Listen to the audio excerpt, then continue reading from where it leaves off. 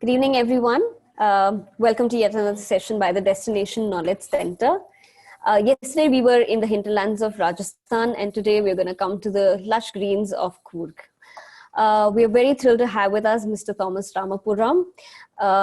He's the Joint Director of Sales at Evolve Back, and he'll be sharing with us everything he knows about Coorg as he has spent all of his life in Coorg, although he hails from Kerala. So just to let you know a little bit about our guest, like I said, he's the Joint Director of Sales. He began his career with Orange County, which is now Evolve Back in 2008. He looks after the sales of the properties in Coorg, Kabini and Hampi. He believes strongly in the company's focus on experiential tourism. Having spent over a decade in the region, Thomas is truly immersed in the spirit of the land. Today, we'll go on a virtual discovery of Coorg and her people and learn about their fascinating stories. Thank you, Thomas, for joining us. It's such a pleasure having you on board. So we're going to keep it conversational because I think that's the best way to talk about any place, especially since you've experienced it firsthand. Yes. So my first question to you would be, what makes Coorg special as a region, like based on its geographic location? Right. Thank you, Tejashi. Thank you for the introduction, and hello to all the people on the show, the employees at Sita. Thank you for inviting me. Yes, Coorg, my home. It's where I've grown up, and we were there much before Evolve Back came, and I've grown up there. My parents are from there. We live in a bungalow in Coorg. And Coorg, to give you why it's so special, I had to start with the Western Ghats. The Western Ghats is a mountain range that starts all the way from Gujarat and spans across 4 or 5 states, including Maharashtra, Goa, Karnataka, and finally Kerala, and even into the eastern coast in Tamil Nadu. It finally ends up at the southern tip of Tamil Nadu. It's about 1,400 kilometers of mountain range. It's a UNESCO World Heritage Spot. It's a biodiversity hotspot. It's amazing. You need to see it to believe it. No matter what I say, I'd not be able to do justice to it. It's a biodiversity hotspot, and Coorg comes right in the middle of this amazing natural kind of phenomenon, right? And we fall in the eastern side of the Western Ghats. Now, the significance of that, I would probably tell you later on during the show. So we are very naturally blessed. We are right there in that mountain range, and the beauty of the Western Ghats is what you can see in this particular picture here. We're right in the middle of that. Yeah, I think Western Ghats is, like you said, to see is to believe. I think it's really very well bestowed, and yeah, Coorg is definitely a place that kind of does justice to the Western Ghats as well. Correct. Like I said, I was just sorry to stop you. No, sure. We fall on the eastern side of the Western Ghats. So basically, if you could picture the southern part of India like a V, right? And all the rain that comes in from the western coast, right? It actually gets stopped by this mountain called the Western Ghats. So we are on the eastern side. So the remaining rain is what comes on to Coorg, whereas entire Kerala is on the western side of the Western Ghats. So that's why if you compare the rainfalls received in Kerala and the rainfall received just north in Coorg is too different. We receive much lesser rainfall. So, monsoons, you generally associate Coorg as a good place to come for monsoons. Whereas in Kerala, you would have like a lot of rain and everything. So, a lot of rain comes with its own unique kind of experiences, but that is one of the kind of differences between Coorg and Kerala. Yeah, that's good to know. I think that was something that is very specific, especially when you are traveling in certain times of the year. I think this is a very key factor, especially in the monsoons. Correct. Yeah. So that's good to know. Okay, so my next question to you is about the people. So we know that how did the Kodavas really come to be where they are? There's story of their connection to Alexander's army. So can you tell us how or what are the stories that talk about the Korwa people and their settlements around this region? Right. Yes, the Kodavas. I've grown up there, but there is a big Malayali settlement, like everywhere else. Even on the moon, you'll have a Malayali settlement. Yeah. So, we were there. We were very welcomed by the Coorgi people there. We've been settlers there from ages back. So we live peacefully among each other. So though I am not a Kurgi but lived in Kurg, I know of their culture and everything. While this Greek theory that Alexander the Great's descent is interesting, it's not proved as yet. Apparently, a long time ago, when Alexander the Great was on his conquest to conquer the whole world, he had just conquered Persia, that's current Pakistan, had come to the northern part of India, won a few battles, and by that time the army was tired and they were not sure if they were going to win the battles down south. And then Alexander the Great decided to go back to Macedonia, that's in Greece. And some of the Indo-Greek soldiers have actually came down south, settled here, married here, and that is supposed to be the origin of Kurg. It's not yet proven. It's not scientifically proven, but that is the general talk. And it's not hard to see why that theory came up, because if you see a Kurgi, he's quite different from the rest of the country. He's got like very sharp features and he looks really smart, even the women and everything. So that is the entire Greek descent kind of story for the people of Kurg, and they believe that their ancestors are from Greece. But of course, there are other, more realistic and recent ones, that they are from the local, the local people down south, and the Cholas and everything. They're the descendants of them. So, but all said and done, they are a very proud community. They have a lot of very rich culture. Even the way they wear their clothes, you can see the gentlemen with the black cloaks. You can see each of them has a dagger on their thing. I'll come to it later during the presentation, but they worship their weapons. They don't worship a god. They worship their ancestors, and they do not worship an idol. They worship their weapons. And there's a very rich culture. There's so much culture in Kurg, to be experienced. Yeah, yeah, they're definitely different from the rest of the population. I mean, you can't really consider. It's funny how, despite being surrounded by the South Indian states, which are very similar in terms of their beliefs and traditions, they're Yeah, so different. And like you said, I think we should just talk about it when you talk about the animistic beliefs. That's what you were mentioning just now. We should probably talk about it because, I mean, just look at their attire. It's so different. You wouldn't see this anywhere else. correct. So tell us more about their beliefs and culture. I know their weddings are a blast because they don't have a priest and there's a lot of drinking and non-veg food. And so it's very unique in that sense, right? I mean, tell us more about it. Yeah, the culture. I mean, there are like quite there are certain aspects of their culture which are so unique and so fun, and there are very fun people also, very generous people. They love to live life to the fullest. If you talk some of their cultures, they have this gun culture.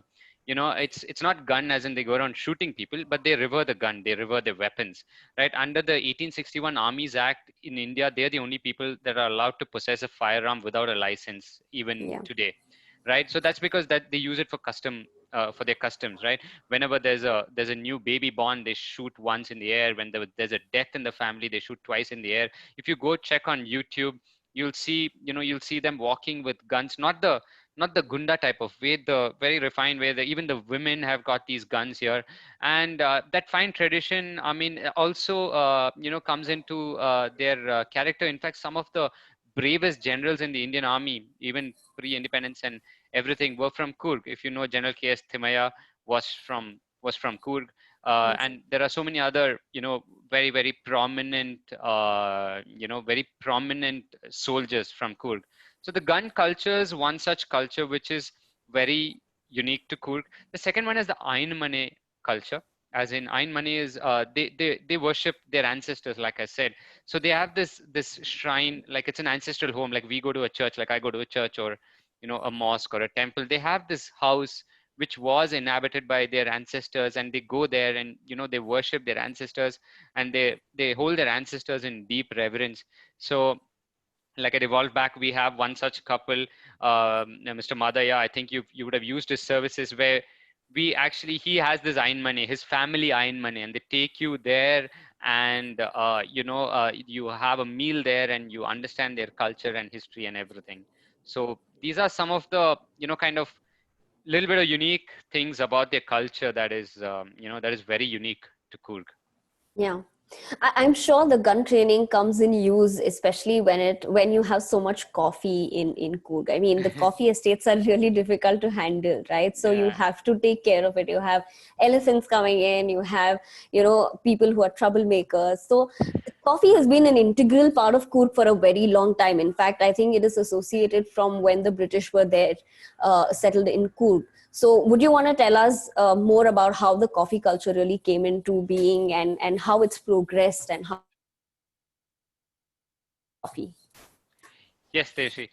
Yeah, of course, coffee. I mean, you think of Coorg, you think of coffee. There's no separating the two, Yeah. right? Now, while coffee was there in bits and pieces, throughout, it was in the later part of the 19th century, that is about 1860 onwards, that it really the British, we have to give, I mean, we may not like the British, but we have to respect them for what they did in Coorg, is that they really bought the coffee, the coffee to prosper in Coorg, right? So in fact, they tried. I mean, they even in my estate, which we bought from the British, they tried both rubber and coffee, and they found that coffee is more suitable.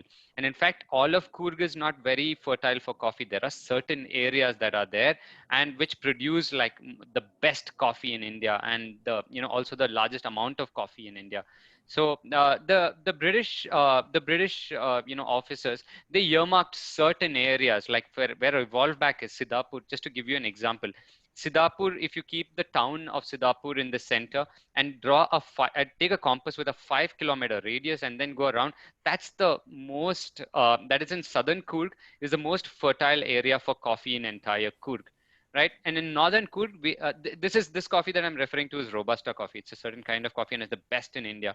Then there are certain places which are good for Arabica coffee. So the British left a legacy of coffee there. So they made it modern. I mean, they made it more structured. So they created a company called Consolidated Coffee, and it was owned by I mean, it was not owned. The managing director of that was a gentleman called Percy Tipping.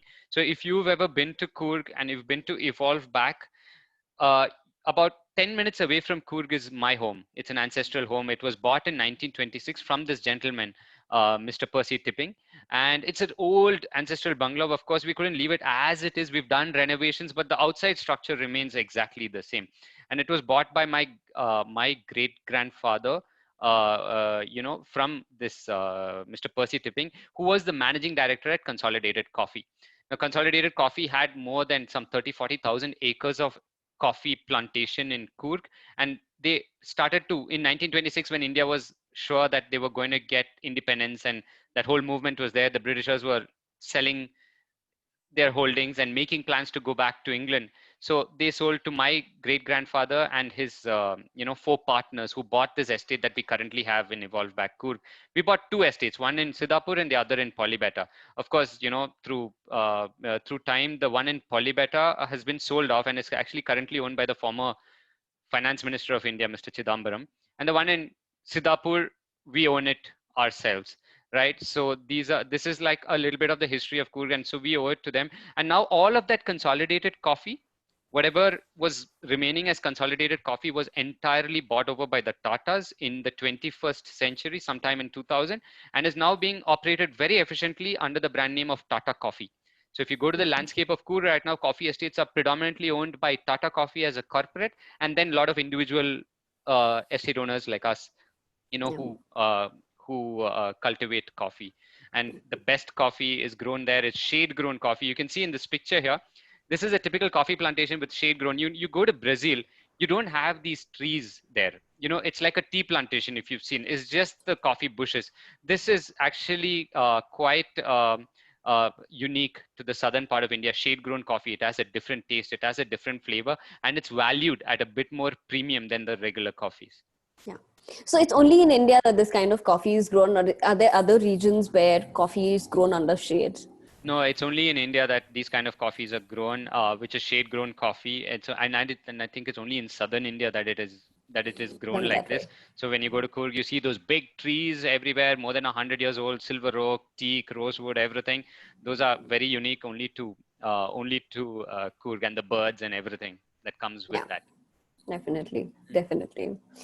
So let us talk a little bit more about Korwa customs and traditions. I'm sure you would have a unique memory in mind that you would want to talk to us while you've told us about what is unique about the Korwa community. Would you like to share something which is, which is from your memory that you would want to talk about? They have a lot of unique customs. Of course, they have many things. I think unique would be, I don't know if it's as much unique as it is grand. It would be the Kodava Hockey Festival that they have. Not a very old phenomenon, but Kodavas, like I said, athletes. I mean, they're very very well built and very Yeah. strong and smart. And they are also very good athletes. So they have this amazing Kodava Hockey Festival. There are a lot of international hockey players from Coorg. Like there are many Olympians from Coorg, and there are people who've represented India.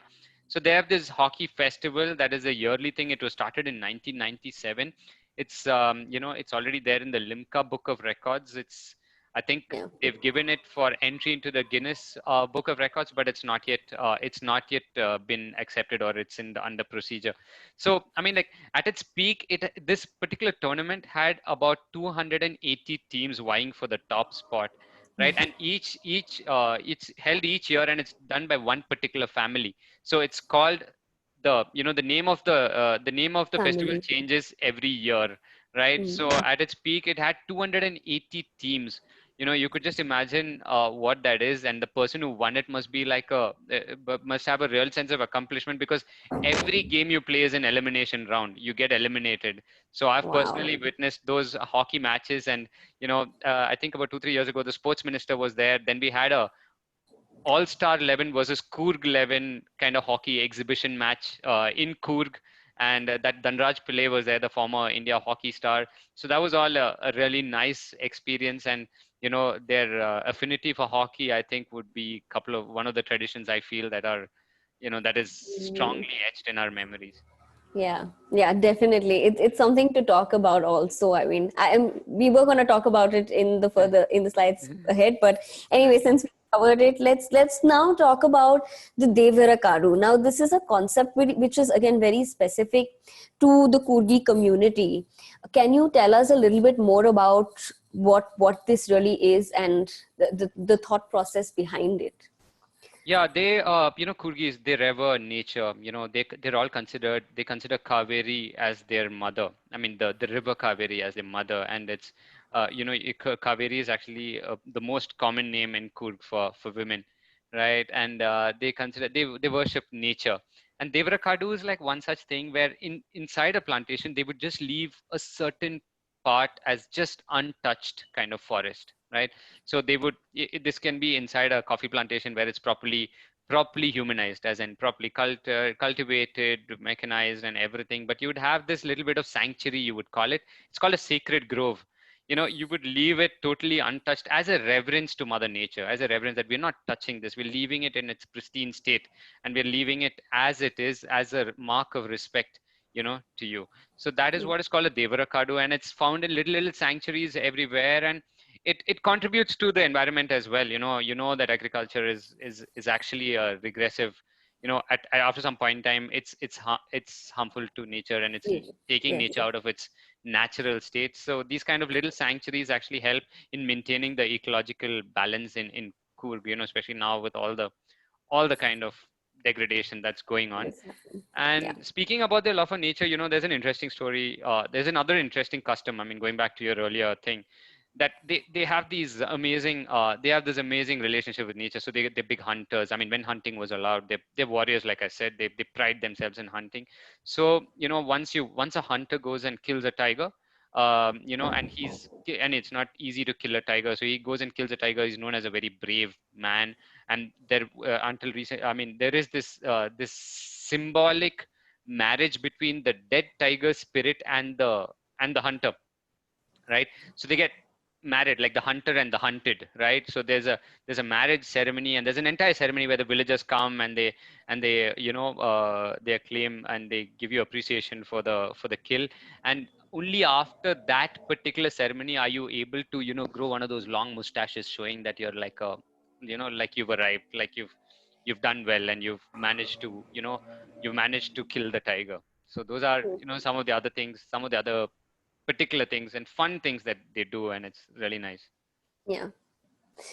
Uh, Cuisine makes an important part of the Cordoba community's, tradition. And I think it's one of the best kept secrets in the country as well, because there is so much that you can talk about when it comes to the Cordoba cuisine. So can you tell us more about it, and what would comprise a typical Cordoba, sit down meal? Yeah, sure.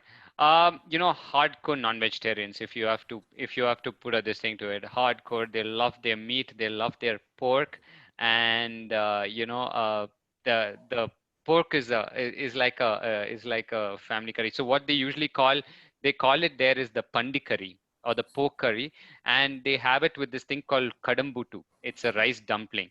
So the rice dumpling and pork curry is a very, very traditional dish. In fact, if you, like I mentioned about the Ayn Mane kind of experience that we do, there is an experience in the Ayn Mane, and then it ends with a lovely meal. It ends with a lovely meal of this pandi curry and kadambutu. The other thing is the chicken curry. It's called the koli curry or the nool putu, rice noodles kind of a thing.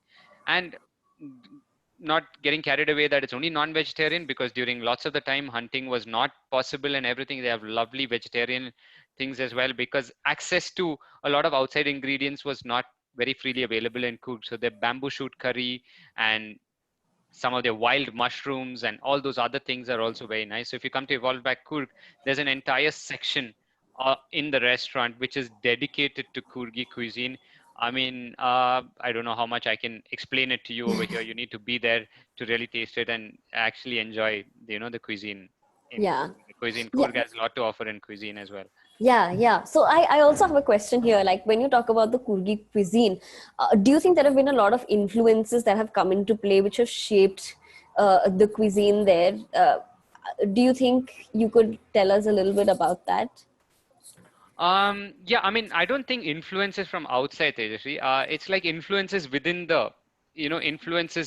themselves itself. Like, for example, during monsoons, not, hunting was prohibited and foraging for wild produce was the only way of life for Cordova. So then they had to go and look for bamboo shoots or wild mushrooms or wild ferns or coccacia leaves and things like that. So, and then Coorg is a very fertile kind of an area. So, a lot of the ingredients, like if you see the red eye chili, the chili that will burn your eyes, it grows wild in all our plantations. When we go, when we have a meal, you can just pluck it from the bushes and just put it into your plate.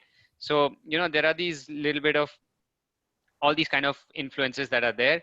And other than that, these are all things that have come up, because of the nature of Coorg, the geography of Coorg, the way they are, the inaccessibility and everything is how the cuisine has come about. Yeah. Yeah, that's good to know. Mm. We already spoke about Kurgan hockey, so I'm not Yes. gonna delve into it any further. But Yeah. tell us, when is this hockey tournament held, and can people visit it? Can they go and be a part of it? I mean, sit and watch it, and is there like a ticket system, or how does this work? Yes, of course. It's a very well watched kind of tournament. It happens sometime in, if I'm not mistaken, I'm not sure about it, but I think it happens sometime in January, and it's packed to capacity. It's held in little places of Coorg every year. Every year, depending on the where the family is from, it's held in a different location. So there's a raffle, and you can sponsor it if you want, and it's a spectacle. Right, it's a spectacle for you to go and see some very, very high level field hockey in Coorg. Yeah. Great, that's good to know. So I'm sure we'll definitely all want to get into this a little bit more Yeah. and see when it's done, and maybe even try and incorporate it. Great. Now, Coorg is, when we talk about Coorg, we talk about relaxation and rejuvenation and being one with nature. But do you think Coorg has a lot more to offer? Like, do you think there are, gems which are hidden and people don't really visit, and adds a sort of a different, historical or, any other kind of value to a visit to Coorg? Yes, I mean, Coorg, yes, of course, like you said, I mean, you're talking about nature, being one with nature, which is predominantly, I would say, our USP still, because it's a very naturally, blessed kind of area. It's about 4,000 square kilometers, and it's really naturally blessed with the thing and everything. Just that there are two aspects to Coorg. I mean, if you would see, like I was telling you, the eastern side of the Western Ghats. So if you the Coorg that you all are used to mostly would be the Madikeri area. I mean, that's where, if you say Coorg, most of the hotels are there in Madikeri. That's Markara is supposed to be the district headquarters of Coorg. Now that area, if you see, is not the coffee growing area of Coorg. You know, you don't find too many coffee plantations there. The real coffee experience is in southern Coorg, you know, where a little away from the touristy kind of places. Like, for example, where Evolveback is in Siddhapur, we are the only property there. And the coffee experience, that we give, in Coorg, we are a little unique in the sense you do not need to go outside our property to experience Coorg. The hidden gems would be just going. We've introduced recently an experience called plantation 4x4, where we take you into the coffee plantation in a 4x4, take you to places that you've never seen, and then finally, there would be a naturalist, and finally take you, on stilts, exactly on the level of the coffee bushes. So we've got this nice platform there, and there's a platform there. We set up a little picnic there, have a glass of wine, and just enjoy the coffee bushes all around, right? So then we also have, the lovely Kaveri River that's on one side, and then we have the forest on all the three sides. So the coffee experience in Coorg might get a little lost with the sightseeing, and which you might equate it to a typical hill station in Coorg. So I would say the hidden gems would be: go into a coffee plantation, don't come out of it, don't do any sightseeing, stay in the coffee plantation. The coffee plantation itself has so many amazing experiences to offer, and that is what you can soak in Coorg. Understand the coffee story, understand the different kinds of coffee, understand how it's cultivated. We even have a coffee museum inside our property. So go to those kind of properties, and now with pandemic it becomes even more relevant that you don't come out, you experience an entire destination within a coffee plantation. I'm not even just talking about our property. You just go to any coffee plantation, spend some time there. There are lovely experiences you could do there and really soak in everything that Coorg has to offer. Thanks. That's really insightful, Thomas. Thank you so much. Now we come to a final question, and we will talk a little bit about Evolveback as well. Sustainability has become a very integral part of travel, or at least it is going to be a very integral part of travel in the coming years as well. It has already picked up pace. Where do you think, Evolveback itself has taken so many sustainable measures, can you tell us a little bit more about, the sustainability factor or quotient when it comes to the destination of Coorg itself? Because you have more than, I don't know, 1,000 properties in Coorg, situated in Coorg. How do you kind of balance that, when you talk about volume and you talk about sustainability? How does that work? Yeah, Tejasvi. I mean, it's a question that we can talk about for hours. I've seen Coorg when there was not a single hotel there, and when we needed to get anything decent, we had to drive all the way to Bangalore. And now, like you said, more than 1,000 units if you include homestays and hotels. And hotels are coming up. I mean, there's a bit of a pause with the pandemic, but hotels are coming up every single day. Yeah, yes, sustainability is key. I mean, is key. I mean, I can name you hundreds of destinations which have just, which has seen the negative effects of tourism, and because of the degradation, you're seeing enough of destinations just turn into places that I never want to ever visit ever again.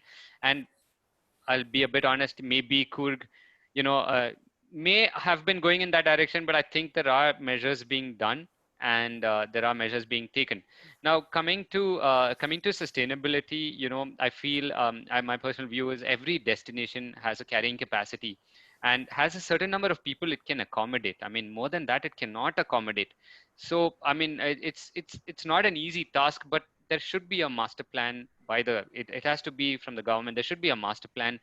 There should be a restriction after a certain kind of number of hotels have come up. I mean, I know it's very easy for me to say that after my hotel has come up, but I'm just saying for any destination, not just for Coorg, that after a certain number of hotels have come up, to avoid the kind of destruction that tourism causes. Tourism actually can be a very positive impact on the environment, but it can also be grossly negative. So, there should be a master plan, and there should be a certain amount of tourists that are allowed to come into a place. I mean, take the example of Bhutan. It's very easy to, everybody knows about Bhutan. I mean, they've been ruthless with their, the people coming in, Yes. and they've managed it really well. You go to Bhutan, it's a great experience to just visit there and to enjoy the beauty of Bhutan without having to see the negative effects of tourism. And in fact, I think India strong-armed its way to get Indian tourists to come into Bhutan without that entry fee until a year ago. Now they've stopped that also, so it's going to be Yes. difficult. So it's a fine balance. I mean, of course we need everybody to come and see a place, but if all of them land up, then it becomes more difficult for the local people there. So there's no right or wrong answer. It's just that we need to start discussing and start talking on that. That's about sustainability of a destination and sustainability of Coorg itself. So I don't have any answers to that. I just have some opinion on that.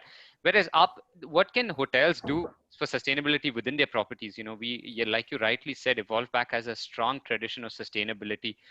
Right from before we started the resort business in 1994, when we were just planters, we were always had a view on the environment. We're agriculturists, we're farmers, we worship. I mean, we respect the environment. We know that there's the environment that provides whatever we can for us, and that's come into our hotel industry business as well. Our plantation mindset has come into my father and all his brothers are proper planters. I mean, they've got their hands dirty, and they've built these plantations, and they forayed into hospitality in 1994, and a lot of those practices have come into our properties as well. Now, if I have to talk about sustainability measures, there are just so many. I mean, if you can see, that's a picture of Kabini there that you have. However, in all our properties, we have this reverse osmosis system of water that we have. We don't, I think one of the few properties, I don't know if there is any other property, we do not in all three of our properties use a single plastic mineral water bottle anywhere, right? So every room you go to has a reverse osmosis unit, which serves the highest purity of water, and it's dispensed in your room without having those little plastic bottles which you would generally find in a typical hotel room. That is one. Another one that I really love is the sewage treatment plant. I mean, there's water you flush down your toilet. There is water that goes from your kitchen. All this is water that you after a shower. I mean, all this is water. Where do you reuse it? I mean, what do you do? You can't reuse it. It's very difficult. It typically gets pumped into some sewer or something.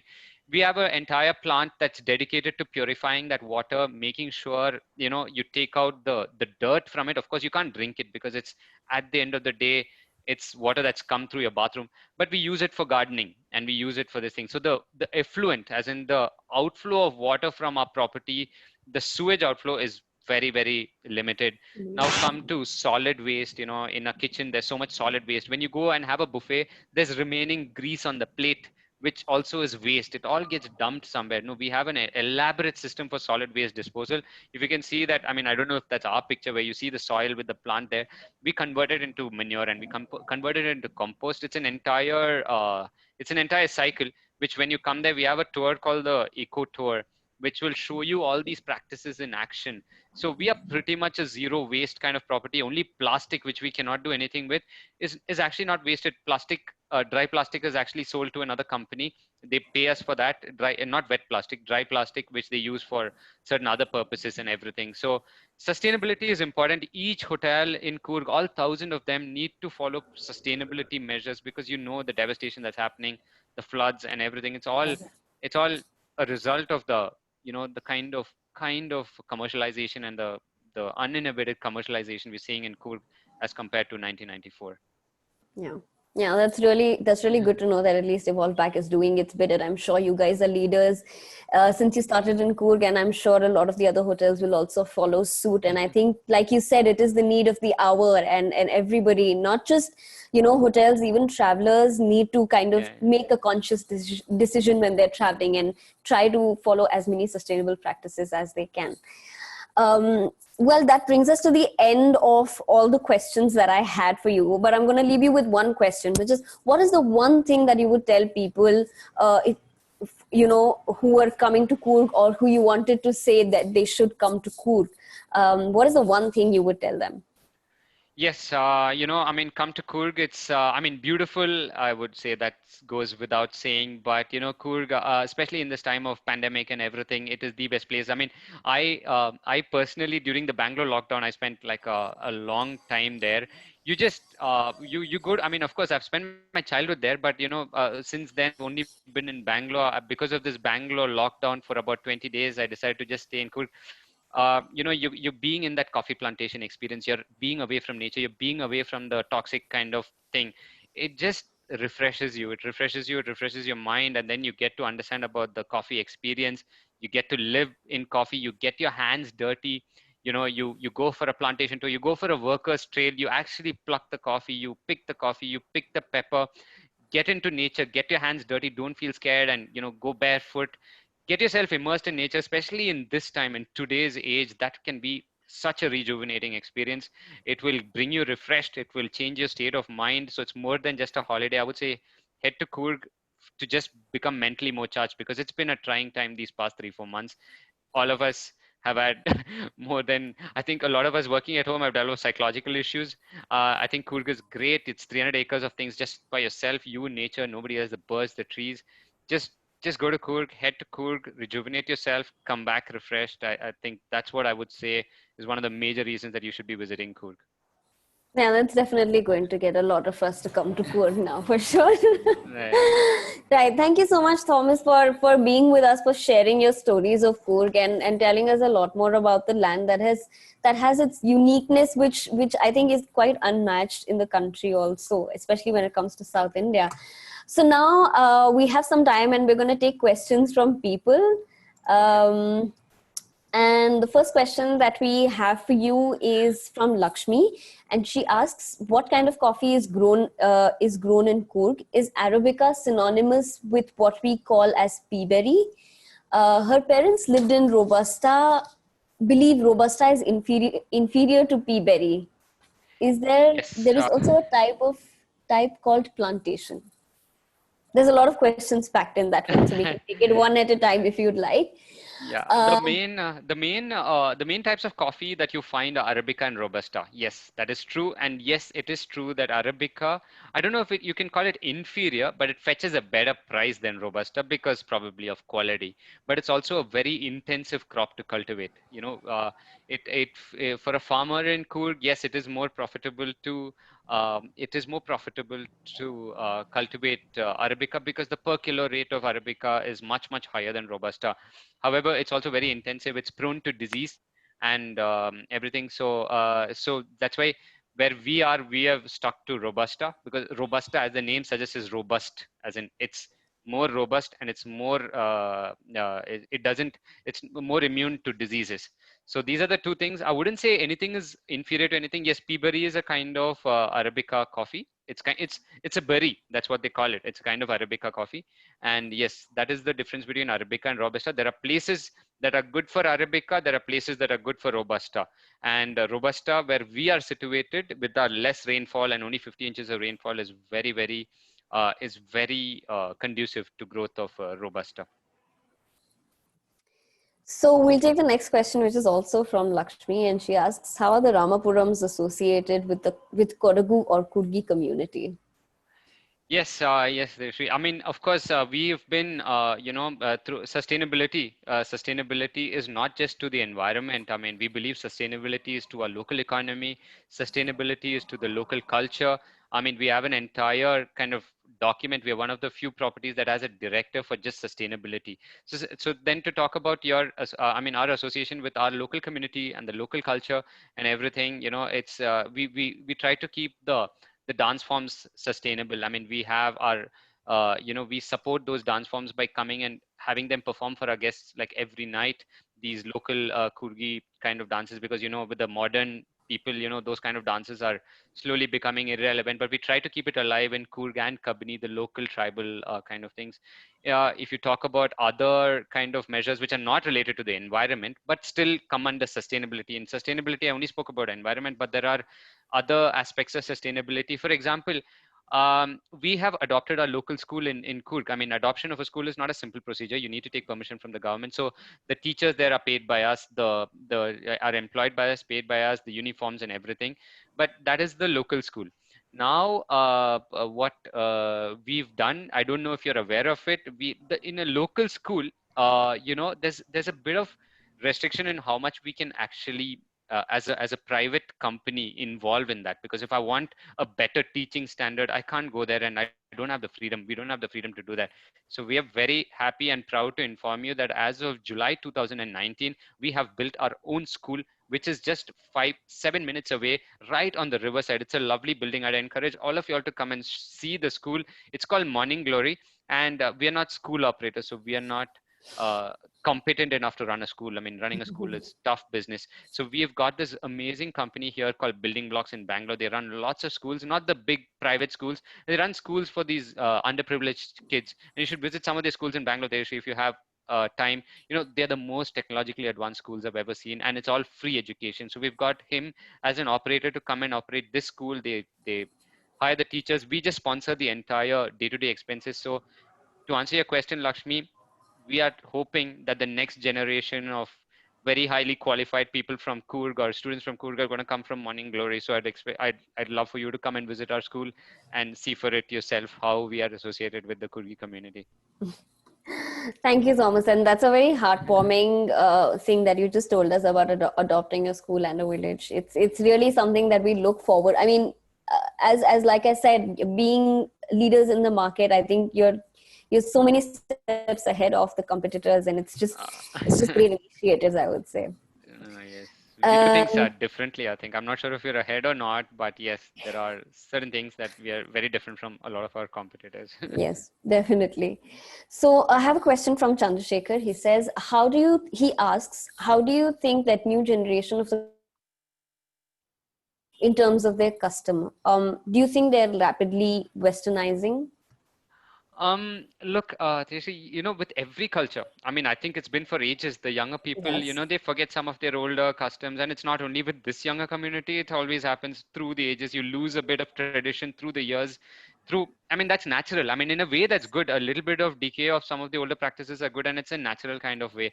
But the Kurgis, like I said, are a very proud community, and they have so far to a large extent managed even the younger generation managed to keep their traditions, managed to keep, if you go to a Kurgi wedding today, it is still very much the same. You still have those people in those black things that you showed. They still wear their saris. Even in our front office, if you've seen the girls in our front office, they wear they wear the sari the same way. So our theme is Spirit of the Land and Evolve Back. And I would say that's the same with the younger kind of Cordova kids as well. The younger generation, they're very responsible people, and I'm sure they're going to carry forward the traditions that are set by their ancestors and everything. Yeah. Thank you, Thomas. One question that we have from Vikas. It says he highly appreciates your efforts for managing wastage in the property, and he'd like to know if you're planning something related to solar energy. Solar energy, I think I don't think this come of age in India. I mean, you can't, like, for example, it's not come to that level where you can replace a diesel generator by solar energy, right? And especially in Coorg, we don't have solar energy right now. Of course, we are keeping on looking at ways to use solar energy. However, if you ever go to Hampi, you only have 2 floors in Hampi. Go to the 3rd floor, which is our terrace, and you just go on top there, and the entire thing is full of solar panels just on top of the palace, the topmost palace. The next time you go to Hampi, so we believe in solar. Hampi is a slightly hotter place, so the conditions also need to be right for you to harness solar energy, right? So in Hampi we do have it, but yes, as and when it becomes scalable, it's very fashionable to say solar energy, but for a resort with 63 rooms and there are 300 staff and maybe about 180 guests, it's very difficult to depend on solar energy. But speaking of solar energy, we also, I mean, at the same time, sustainability, we like to say we have 2 windmills that our company has bought, where we follow the wheeling and banking system. And wind energy is something that we use and not use directly in our property. You can't use wind. You buy a windmill, it's a government approved scheme. They generate the electricity, and it's a wheeling banking. You give it to the local corporation there, and you get the electricity here in our properties. So we do use wind energy as a sustainable option to the diesel generator or the normal electricity that comes. The next question is from Pratik Srivastava. He asks, he says most of the coffee plantations are now owned by Tata as corporate. He'd like to know a little more about the process, like when is coffee harvested, how it's being sold, and is it being exported?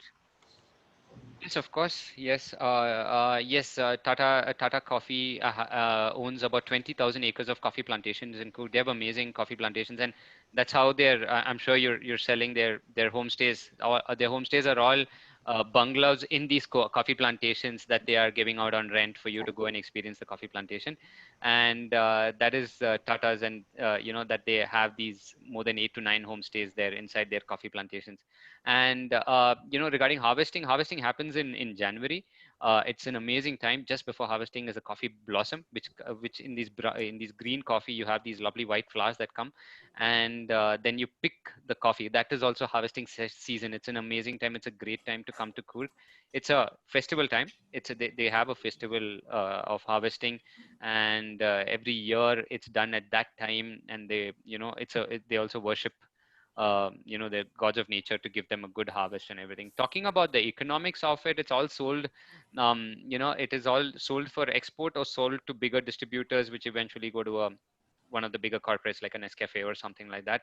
Because we as a small, plantation don't sell it directly to them. We sell it to bigger wholesalers, and that's how the economy of coffee is in Coorg. Whereas we have our own brand of coffee, and we have our own brand of luxury coffee. You could visit houseoframapuram.com, and we have our own brand of coffee, spices, and everything. So there are some small estates that have come up with these small things. Of course, we can never compete with a brew or a Nescafe, but we're still there. Yeah, that is true. So the next question is from Durga Singh Ji, and he asks, is the Coorgi turban always white with gold, or is it also colored sometimes? No, it's always a beige kind of thing with a gold. This thing, if you want to go for a wedding or something like that, it would be a gold kind of thing. That's how it is. You don't have too much color there. I mean, you've seen their black coats. Yes. It has to gel with their coat. It has to match with that. So there's not too much color. It would be that kind of. Okay. His second question is, how is it different from the Mysore Peta? I am not sure about that. I'll probably have to get back to you on that, Mr. Singh. I don't know about that. So yeah, I'll also do a little bit of research, and I'm sure we could come up with the differences. Thank you, Durga Singh Ji. The next question comes from Avinash, and he says, do you have any plans of Evolveback extending its wings in Kerala? If yes, which place would you prefer to open up the new property? Yes, Avinash, we are Malayalis, like you said. We are from Kerala, and no, at the moment, no, we don't have any plans to go to Kerala. I think Kerala is already quite saturated. I mean, you have big players there, so I don't think there's space enough for us. But on the topic of new ventures, we already have acquired a property in Botswana in Africa. I think I sent that to you in my profile. Yes. We acquired it in November 2019. Very exciting time for us. Our first international acquisition, and it's a 30,000 acre private game reserve. So it's like your private forest. So in Kabini, for example, you have to go through the government into the forest. This is like your own forest. You have lions like roaming right outside your tent, and it's 30,000 acres. And if you ever go to Botswana, please be my guest. Unfortunately, with the pandemic and everything, it's been closed because 99% of the business is from Europe. So as long as international flights are not allowed, but it's still an amazing, only 10 tents in 30,000 acres. So that's African kind of wildlife, the most premium destination in the world. Coming in India, our future expansions are in Madhya Pradesh, in a place called Mandu, where we've entered into a joint development agreement with the government of Madhya Pradesh. We will keep you updated on that. And just south of Goa, in a place called Karwar, in Karwar district, a lovely beach, which is not yet commercialized. It's amazing. It's a beach, but on the backdrop of a hill. So our hotel is going to be on the hill overlooking the sea, and it's not a commercialized at all. You hardly find people there. So we don't want to go into Goa. We are not, like I said, Goa, like Kerala, has already got lots of players. And we've got something coming in Bhutan as well. We've signed the lease. And when these things come up, I thought I'll give you a bit more details, just to give you an idea as to where we're going next. But this sounds really exciting. This sounds really, it's a good portfolio. I mean, if you look at it, going from Karwar, and when you talk about Madhya Pradesh and then to Bhutan, it's so different and diverse. I'm sure it's going to be an exciting venture for you as well to explore these places. Yes, yes, absolutely. I mean, I personally visited Africa and it's amazing. I think it's Yeah, that seems to be really, really intense, I'm sure. Like, and yeah. if opportunity does present itself, well, why not? Yeah, please, you should go. Botswana. Yes. So there's a question from my colleagues Vipin and Prateek. The questions are quite similar, so I'm going to club it together. And they would like to know if Kodavas are settled anywhere else, and you know, do they follow all cultures and practices similar to as extent to a similar extent as the Kodava Kurgi Kodavas do? So I think what they're trying to ask is, do you have Kodava settlements anywhere outside of Kurg? Of Um, course, you come to Bangalore, you a find whole lot lots of of them, but Kurgis, yeah. not as widespread as Malayalis who are there pretty much everywhere. But yes, they are. I mean, they're not too many in number. The number of Kurgis are not a big. They're not a large population for them to be in a lot of places. Yes, you Places. do have them in Bangalore because Bangalore is where all the people get jobs and they move to Bangalore. Yes, whether they follow their traditions in Bangalore as they do in Coorg is another thing. Of course, no, I would say the simple answer to that is no. They don't. They don't have that, but they do have a Kodava Samaj and all those things, Yeah, and they have it in certain places, but not in a lot of places. yeah, yeah. We have a comment from Durga Singh ji, and he says, interestingly, a sacred forest and temple of ancestors is also called Devra in Rajasthani. So there is a similarity there. Yeah, it's Even if actually both of, quite a common concept. It's yeah, not unique to Coorg. specifically, Yes, we yeah, do. It's any kind of community that worships nature and believes that we need to respect nature in its purest form. yeah, That's what it is, and just leave it untouched. Don't touch it. That's yeah, what it is. yeah. So I have a question from my colleague Soma, and she asks, can you tell us more about angling in Coorg? What is the significance of catch and release concept followed in Walnoor village? Yes, I mean, it was game fishing was a well-known sport, and we had some of the best fishing spots in Coorg, of course, with the environmentalist. And I think for a good reason they've stopped that. And Walnur, you can't even catch and release. That's also, I mean, catch and release is very simple. The logic behind that is don't kill an animal. In the interest of sport, don't end another animal's life. That is the that is the overall logic between catch and release, and that was an accepted type of fishing until I think 5 6 years ago. Walnur, what you mentioned, was a famous spot for fishing, and it used to attract people from everywhere to catch the fish and release it back into the river. But even that has stopped. So fishing, I'm afraid, is not an option anymore. Anywhere there are some angling societies and everything, but it's it's not easy, and it's not a very viable option anymore in Coorg. So I have to add on to that question. So while we may talk about angling kind of being shut down, do you think there are other interesting adventure opportunities that Coorg has that one could tap into, like in terms of activities, maybe hiking, trekking, or Yeah, of course. I mean, being so beautifully blessed naturally, there are lots of hiking trails and trekking trails, but keep away from the. I mean, me personal opinion, and in fact, all of Sita's guests, like, I mean, if you have an oddly guest, you would not take them to the main peaks in Coorg, which are crowded and all those kind of things. Find there are lots of unexplored places which you can go for a trek, which are equally challenging and equally amazing. So trekking is a very important point. We've recently introduced this plantation 4x4 where we take you by 4x4 through rugged terrain, and we used to have a plantation tour, but by walk you can only cover that much of distance. But by this is a 300-acre coffee plantation at your disposal. In some places it's just so quiet, and you really just enjoy just being with yourself. In fact, recently we had Mr. Mukesh Bansal, the founder of Flipkart. He had landed by helicopter and he went on this 4x4 with his family, and he had a lovely, wine there and everything. So he was really impressed with that. So there are various such kind of experiences in Coorg. There is rafting, and there are all those other kind of experiences that are there. Coorg is like full of experiences, and but the coffee experience, or the coffee plantation experience, or walking through the coffee, I think still remains the main experience that you need to experience when you go to Coorg. yeah, yeah, definitely. So the last question is with regards to the 4x4 experience that you've just spoken about. My colleague Rashmi asks if there are any restrictions on the number of packs for this experience. Yeah, there are 4 people because it's a 4x4. You have limited Yeah, it's for one family, and more we are, as Evolve back, are moving to private guided experiences than a group guided experience. Not only even pre-pandemic. I mean, of course, with the pandemic, people don't want to go in a group. The whole thing is there. But more and more, we are moving towards going. Even in Hampi, we're not saying, get into a tempo traveler and we'll put a guide there and take you. No, we have a Scorpio which has 4 seats or 5 seats, and we have a guide and a driver and all that. So just to digress a little bit, we feel there is the future in these. I mean, at least in the luxury segment, we want to take only your family. We don't want to bunch you with 3, 4 other families and go. So we are moving towards, we are strengthening our guiding infrastructure. That we're increasing the quality of your guides. In fact, I think we're making use of one of the people I met on the last Sita show, Mr. Baji, to help him to train our guides as well, because he was quite knowledgeable. And so we are investing in our guides, investing in our experiences, investing in the people who are going to take these experiences, and making sure that you have an amazing experience when you come there, in addition to the pool villa and the food and everything. So that is something, and the 4x4 is one such measure. It's one such step. I'll maybe send you some pictures of the 4x4 experience. Sure, yeah, that sounds good.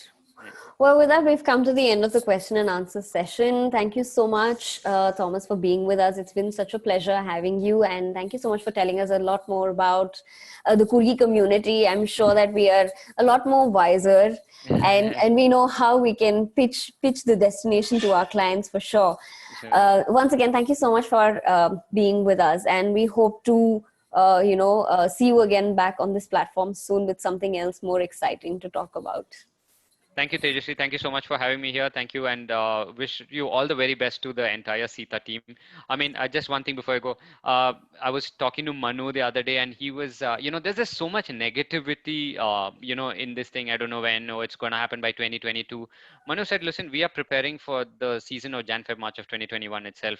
So I think a positive attitude is good. And now we're saying that, we have to have a positive attitude. If you're going to say that it's only going to recover 10 years from now, I don't know if that's the way to go about it. So thank you for that attitude. I think that's a great attitude to have, and if people who believe in that, and all these webinars and people who are preparing, I think will reap the rewards of it when tourism actually begins to pick up again. Yes, So thank you very definitely. much, and thank you so much, and thank you for having me. Thank you, Thomas. Have a great evening. You too.